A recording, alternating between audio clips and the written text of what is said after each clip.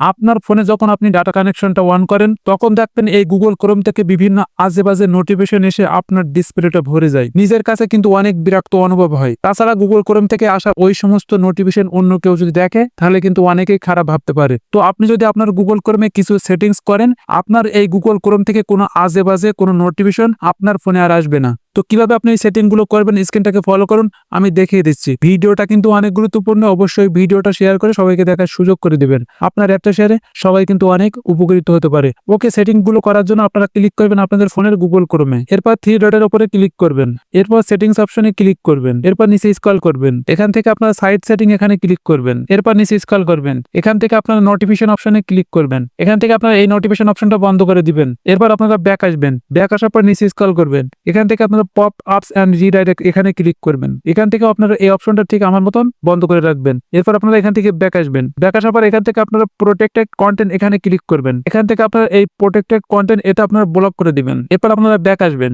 Back আসার পর নিচের দিকে স্ক্রল করবেন, এখান থেকে আপনারা ব্যাকগ্রাউন্ড সিনস এখানে ক্লিক করবেন। এরপর আপনারা এখান থেকে এই ব্যাকগ্রাউন্ডের সিনসটা ঠিক আমার মতন বন্ধ করে রাখবেন। ওকে, আপনাদের এখানে কাজ করা শেষ। এরপর আপনার ছোট একটা সেটিং করতে হবে। সেটিংটা করার জন্য আপনারা এখান থেকে গুগল ক্রোমটা চাপ দিয়ে ধরে রাখবেন। চাপ দিয়ে ধরে রাখার পর এখানে দেখেন যে অ্যাপ ইনফো আছে, এখানে ক্লিক করবেন। এরপর এখান থেকে আপনার এই নোটিফিকেশন অপশনে ক্লিক করবেন। এখান থেকে আপনার এই নোটিফিকেশন অপশনটা বন্ধ করে দিবেন। That's it.